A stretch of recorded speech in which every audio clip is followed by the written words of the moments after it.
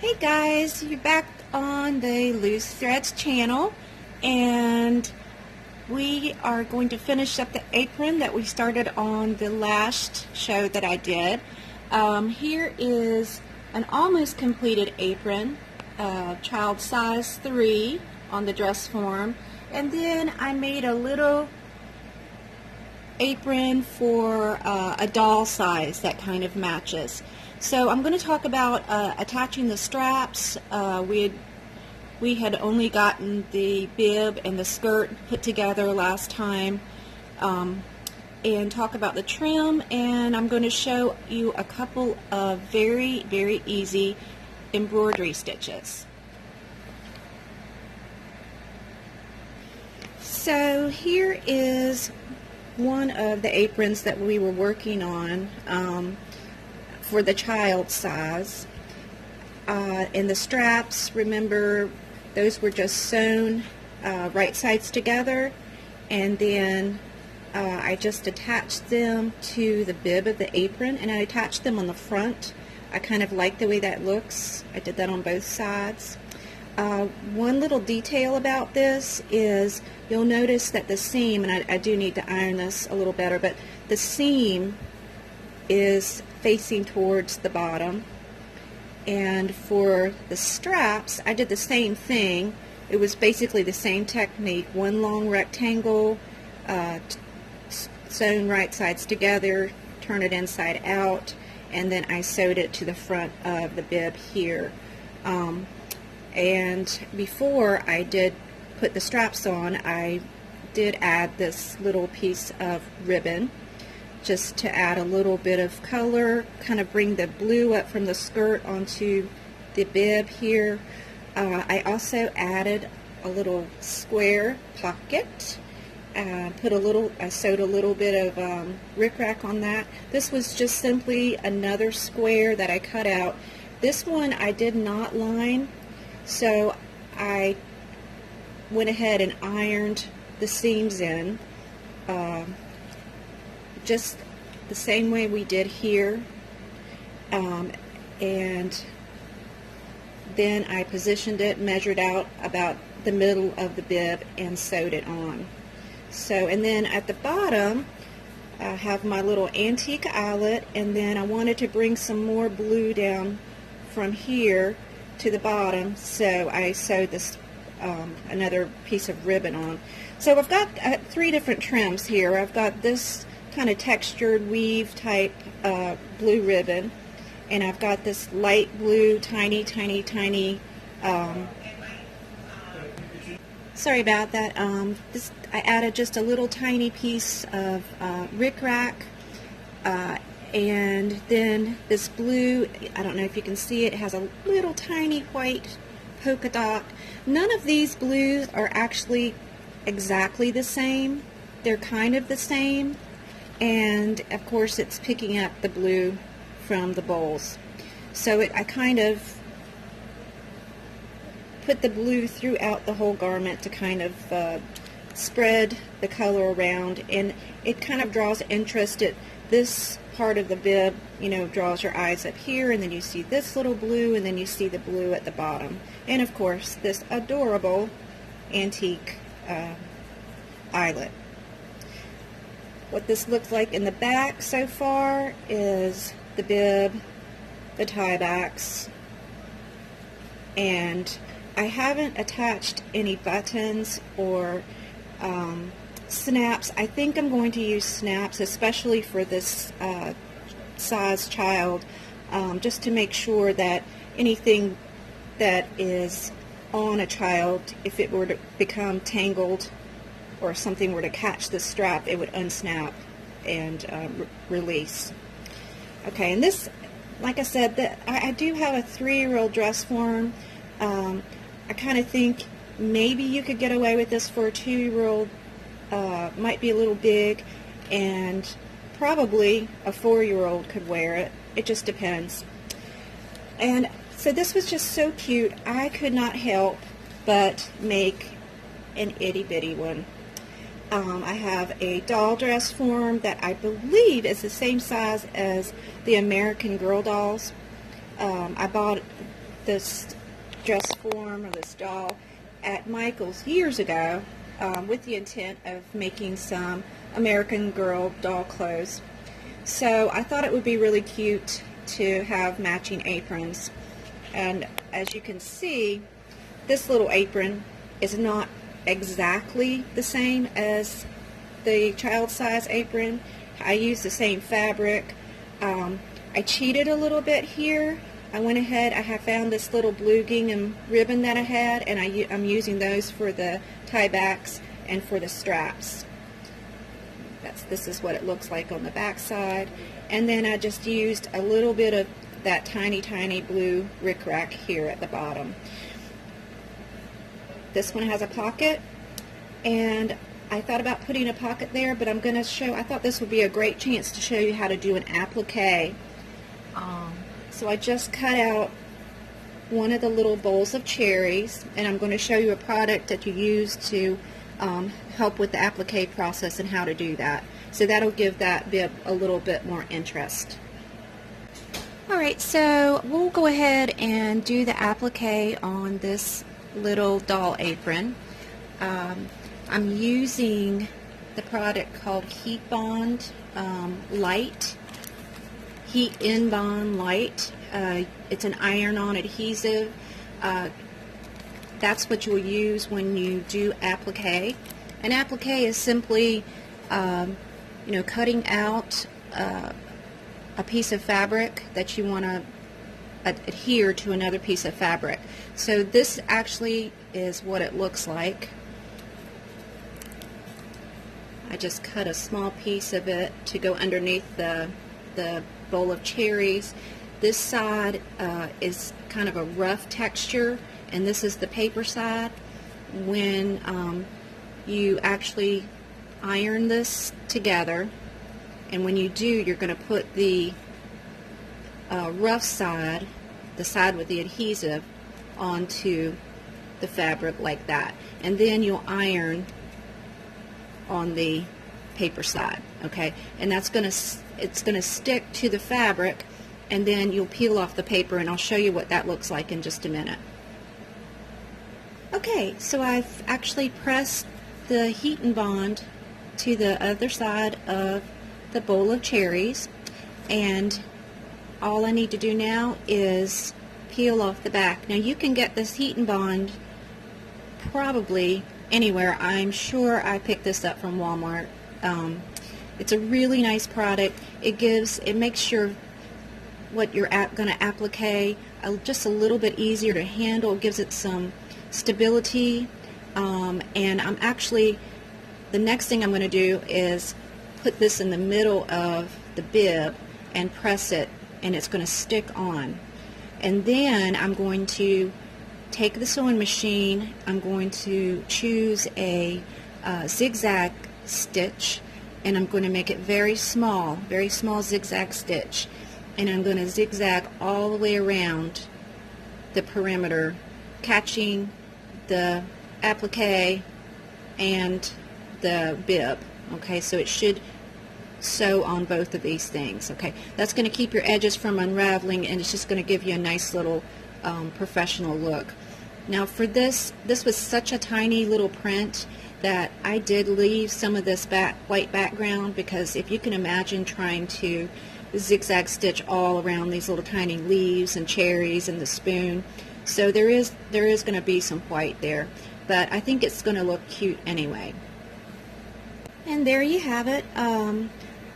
The directions for the Heat and Bond say to set your iron on a medium setting, and that's what I did for putting the applique on the paper in the first place, or Heat and Bond in the first place, and then, after I peeled off the paper, I actually did measure, found the middle, and put this on, and again used the medium setting and just pressed this down for about 6 seconds, and it's adhered to the fabric. So now I've just got to choose the size stitch that I want in the zigzag stitch, and I'm wondering if I should do a color. I might do white. I've actually sewn all of these aprons using only white thread, and I think that really, you can't, it's nothing that really stands out on any of the trim or the straps or the tie backs, or even, you know, the seams. I think it's been fine. So I might do white. I could do a red. That might be really cute. I could do a blue just to kind of keep in with the blue scheme that I'm trying to toss some blue around on these aprons. I'm just not sure yet. But I will show you how I set my machine for the zigzag stitch and change it to a smaller zigzag stitch that will actually I will just sew all the way around this. Okay, I've got the machine set up, and I'm going to go over here to the little computerized area that changes the stitches. Right now I'm on a straight stitch. For my machine, I use the arrows back and forth down here to take me to another stitch. Immediately, this is the stitch I'm going to want, so I can just touch that, and that's a zigzag stitch. I'm going to change the stitches from the default stitch, which is going to be too large for this small of a project, plus it's probably too small for any kind of applique. I'll just show you what it's going to look like, just the regular zigzag stitch. This is also a good stitch to use if you're going to finish some seams. You're going to have raw edges. I usually try to do a zigzag stitch, but I do make it smaller, and that kind of keeps the fabric from unraveling due to wear and washing and that kind of thing. So this is, get my scissors. It's good to have a little piece of tester fabric like this that you can just test your stitches out on, and colors and that kind of thing. So here is just the regular sized zigzag stitch. Okay, so I'm going to change this to a very, very small condensed version for the project, and when I make changes on this machine, I will just push there. There's the plus and minus on for the zigzag, and I'm going to make it smaller. I don't want to make it bigger, so I'm going to just hit the minus a few times. I usually try to count for each one, so I'll do 5 for this one and 5 for that setting. And now I'm just going to test it again and see what it looks like, and if it's small enough for what our purposes are. So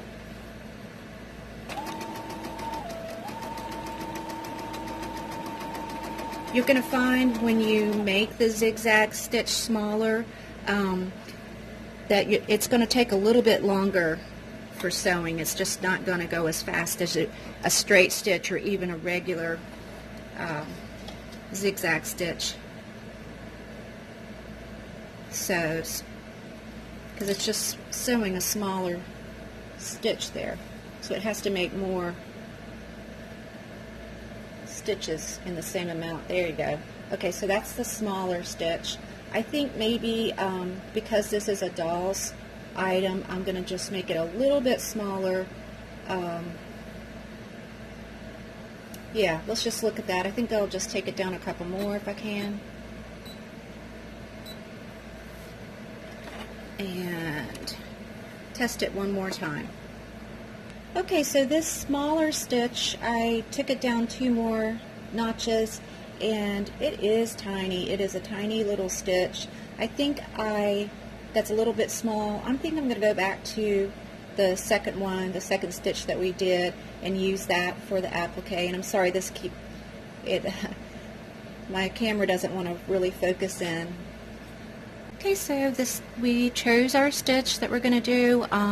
Now all I'm going to do is just sew all the way around this applique, just very slowly. You really want to position the fabric so that you're just on the edge of that applique, because you want it to not only stitch on the applique but also on the bib or the fabric behind it. And since I do these videos standing up, this is such a small project, I'm not going to do it on camera because I really need to sit down and do it, but just follow the line around, just very slowly follow your applique. And when you do larger appliques, it's really a little more simple. It's a lot easier than doing the small stuff, but I thought it was worth it. I thought it would make this project really cute. Alright, so I sewed all the way around. I don't know if you can tell, but it does have a little tiny zigzag all the way around the applique. And I did use the white thread. I wound up using that, but I could have used any color that was in any of this pattern. I want to show you though, as you're sewing, and I'm not really going to sew, but as you're sewing, right up underneath the presser foot, there are little tracks, they feel kind of rough, and they actually move as you're sewing. And so as you are moving your fabric around and you're sewing, you're actually, and I'm going to since I'm not actually sewing, I'm just going to show you, you just kind of move it slowly through and around and try to keep it right on the edge of your applique all the way around. And it's not uncommon to have your needle stop. Your needle is still stuck into the fabric, and you just lift your presser foot and move the fabric, especially when you get to corners like this. You move it and then you put your pressure foot down and you continue to sew. So that's how I did this one, and it came out very nicely. I think we shall see if it withstands a good washing in the washing machine. This is what it looks like on the back. Okay, and so that's how you do an applique.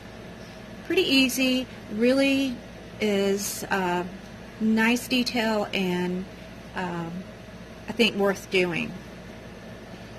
And here is the finished apron, kind of placed on my doll dress form.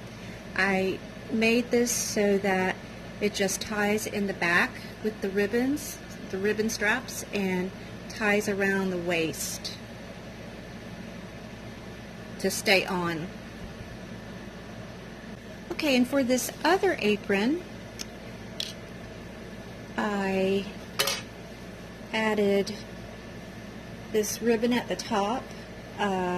It has a little blue polka dot, and I put the straps, I sewed them over the top of the ribbon, and I sewed down at the bottom and I sewed at the top. Okay, so you have two different seams, and everything that I've made, I've used just the regular default straight stitch. I wanted you to know that. So all the ribbon, I actually sewed this on with white thread, and you can't tell. And the same thing with all the rickrack that I put on, I just sewed that on with white thread. I actually held it in place and sewed it as I was going. I kind of used the edge of the eyelet as my guideline. If you wanted to, you could pin this a little bit and just kind of slowly sew it on.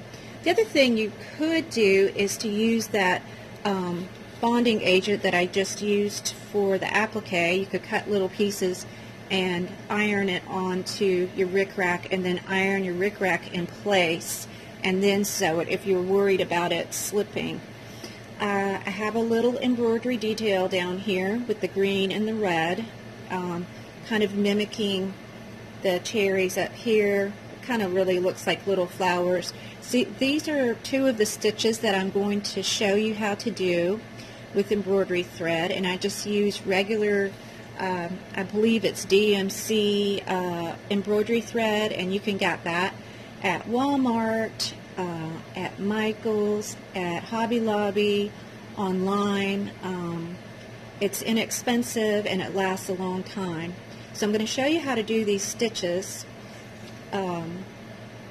so that you can reproduce this. I also did a little tiny one on the little apron to kind of make it look similar to the child size apron. I also, on the little tiny apron, I could not find ribbon small enough, so I did one line of I sewed one line of the white rickrack on, and then another line of the little tiny blue rickrack right on top of it. And these straps are just underneath the bib. I put the straps underneath, and I put the tie backs over the bib. And this one I made so it crisscrosses in the back and ties, and this is how this would go on the doll. I did make these tie backs and straps from the original fabric, and as I told you in the other video, this is not something you want. This is so thin you would not want to turn this inside out and sew right sides together. That's not what I did here, because turning it back right side out is really hard when it's this thin. So I actually ironed it. I pressed in the seams. I pressed them inward, and then I just sewed along those seams. And this obviously is the inside together, the wrong sides together. And then I had already ironed the ends so that when I got to the end, they folded in nicely, and I just made a little line there with the straight stitch on the sewing machine. So, and again, I do want to do crisscross with this in the back, but I need to order some snaps, and when I get those snaps in, I'll show you how to put the snaps on, and then these aprons will be completed. So let's go ahead. I'm going to show you the stitches with some embroidery thread and a piece of fabric, and then I'll show you how I did it on the rickrack here, and you'll be good to go. This is a pack of needles I have. This is made by Dritz, and it has all kinds of needles. It's actually labeled. These are tapestry, chenille, milliners, in betweens embroideries, sharps, embroidery needles, and darners. And I'm just going to pick an embroidery needle out to thread my embroidery thread.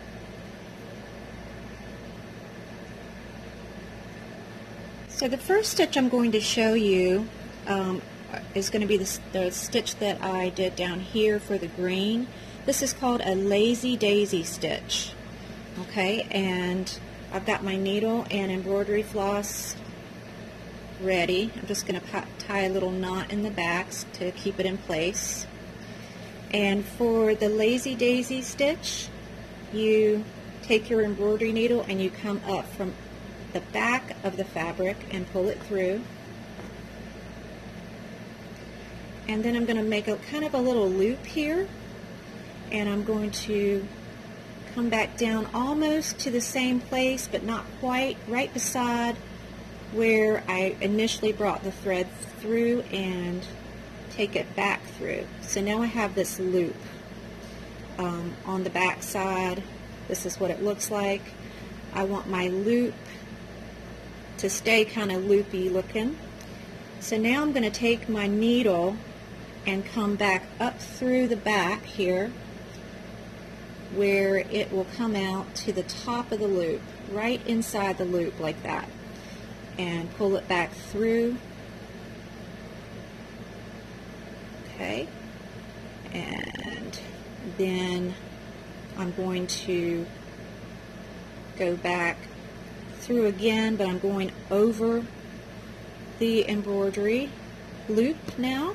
So I came up and under, and now I'm going over it, and that's going to hold it in place. Okay, so in from the back of the fabric, make your loop however big you want that, come back down and almost go to the same place that you came through. Okay, and however big you want your loop to be. Okay, so maybe I want this loop to be a little bit taller than the first loop. I'm just going to come up under the loop from the back side, pull it through and go over the loop and pull it taut, and there I've got 2 loops. And if I want to do one more, again, I'm going to pull it through from the back. I'm going to make this loop shorter.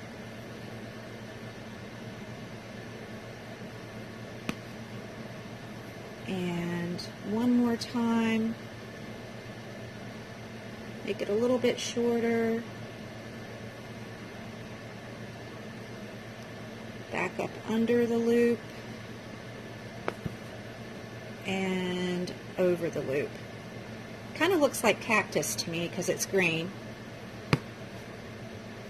Okay, that's all that I did here. I just made them smaller. Okay, so that's how you do that.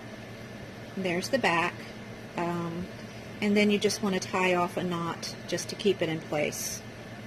So you tie off a little knot and cut your embroidery floss, and that part is done. And I've gotten it all tangled up here. So the next stitch I'm going to show you is going to be a French knot. So let me get my thread ready. Okay, there's my knot tied off, and when you finish with your embroidery, you'll want to come back and clip these longer strings. I do just want to show you though, this kind of embroidery floss, I believe is cotton, and you'll see that it consists of 6 strands. And for the child size apron, I used all 6 strands. I wanted the embroidery floss to be its regular thickness. I'm going to cut that in half, and what I mean by cut in half, I'm going to divide the strands up into 3s when I do the child's or the doll size apron, because I don't want the floss to be that big. Okay, I've already threaded the red, and we're going to go ahead and do a French knot. And this takes a little bit of practice, but it's really not that hard. So I want a French knot to be kind of near the top of this first loop. So I'm going to put my needle in from the back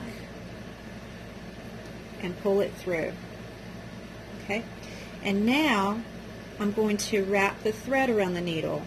I think I did it 6 times for this one. That's 3, 4, 5, 6.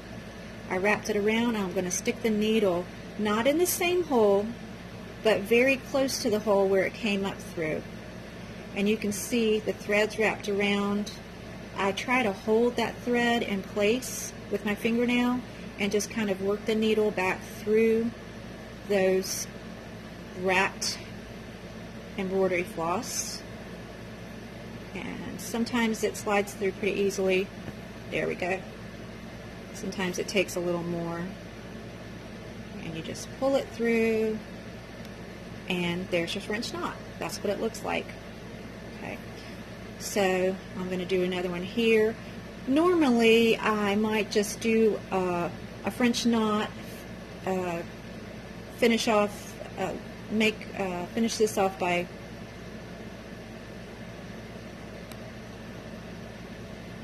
just kind of going back with my needle through the embroidery thread. I think I got too much of it. There we go.